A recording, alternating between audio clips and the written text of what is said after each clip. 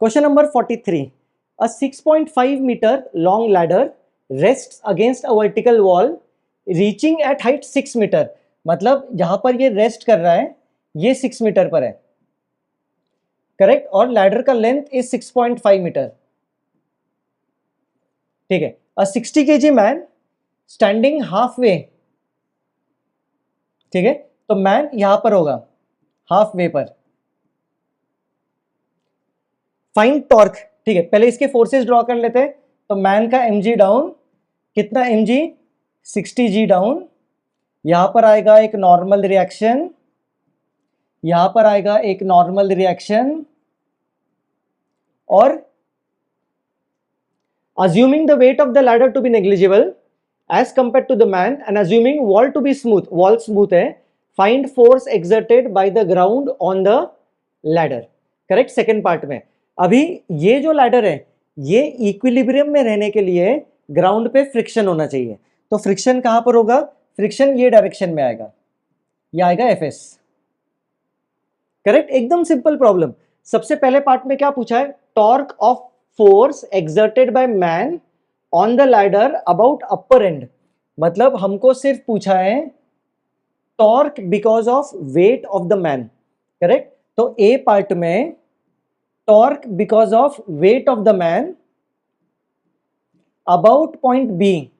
तो टॉर्क का formula force into perpendicular distance. अभी फिर से देखो, परपेंडिकुलर डिस्टेंस, ये फोर्स है. कहां से परपेंडिकुलर डिस्टेंस, बी से परपेंडिकुलर डिस्टेंस, मतलब ये. सेंस बन रहा है. करेक्ट. ठीक है. अभी ये 6 मीटर गिवन है, लैडर का लेंथ 6.5 मीटर है. तो ये जो लेंथ है ये 6.5 का हाफ आएगा. ये पूरा हाइट 6 मीटर है, तो ये जो हाइट है ये कितना आएगा, ये 3 मीटर आएगा. मतलब ये डिस्टेंस, या फिर इधर ऐसे करते ये डिस्टेंस, इसको अगर मैं इधर परपेंडिकुलर ड्रॉ करूं तो ये जो डिस्टेंस है ये 3 आएगा. करेक्ट. तो ये परपेंडिकुलर डिस्टेंस है जो हमको फाइंड करना है, ये वाला परपेंडिकुलर डिस्टेंस. देखो. करेक्ट. तो यहां पर अगर मैं पाइथागोरस लगाऊं तो ये जो डिस्टेंस है ये कितना आएगा, अंडर रूट ऑफ ये 6.5 डिवाइडेड बाई 2, मतलब 3.25 का स्क्वायर माइनस 3 का स्क्वायर. तो ये होगा अपना परपेंडिकुलर डिस्टेंस. करेक्ट. तो ये होगा रूट 3.25 का स्क्वायर माइनस 3 स्क्वायर. एक बार कैलकुलेशन करके ट्राई करो, देखो इसका आंसर क्या आएगा. सब लोग मैच करो. 735 न्यूटन आ रहा है क्या, 735 न्यूटन मीटर. चेक करो, सबका कैंसिल, सबका आंसर ये आ जाना चाहिए. तो यही से कंटिन्यू कर देते हैं. तो summation of all torque about B should be equal to 0. Correct. तो N2 की वजह से टॉर्क इज 0, 60G की वजह से अभी जस्ट फाइंड किया, इतना आएगा. तो 735. अभी तुमको ये आ जाना चाहिए. क्लॉकवाइज या anti clockwise, anti clockwise about B. अगर तुमको ये कॉन्सेप्ट क्लियर नहीं है तो इसका पिछला वाला प्रॉब्लम देख लो, मैंने एकदम क्लियरली एक्सप्लेन किया है कि क्लॉकवाइज एंटी क्लॉकवाइज कैसे लेंगे. करेक्ट. ठीक है. फिर बाद में N1 की वजह से फोर्स इनटू परपेंडिकुलर डिस्टेंस. कैसे फाइंड करूं परपेंडिकुलर डिस्टेंस, ये फोर्स परपेंडिकुलर डिस्टेंस अपना ये आएगा परपेंडिकुलर डिस्टेंस. करेक्ट. ये पूरा 6.5, ये 6, तो ये परपेंडिकुलर डिस्टेंस आएगा अंडर रूट 6.5 का स्क्वायर माइनस 6 स्क्वायर.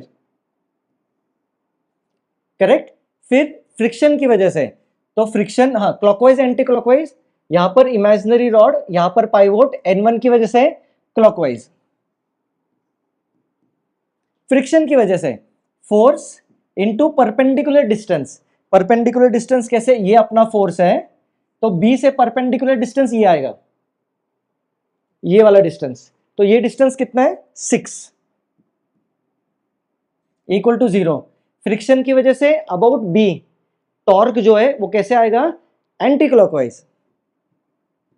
सो क्लॉकवाइज की वजह से पॉजिटिव लेते हैं, एंटी क्लॉकवाइज की वजह से नेगेटिव लेते हैं. तो यहां पर 2 अननोन्स है, तो फोर्स बैलेंस करेंगे. यहां पर एक्स एक्सिस में अगर मैं इक्वेशन लगाऊं तो लेफ्ट में ये राइट में, तो N2 is equal to Fs, और वाई एक्सिस में अगर फोर्स बैलेंस करूं तो नीचे 60G और ऊपर सिर्फ N1, so N1 is equal to 60G। हमको फाइंड क्या करना है, फोर्स एक्सर्टेड, तो यहां पर एक वेरिएबल कम कर देते हैं, Fs सब्स्टिट्यूट करो, N2,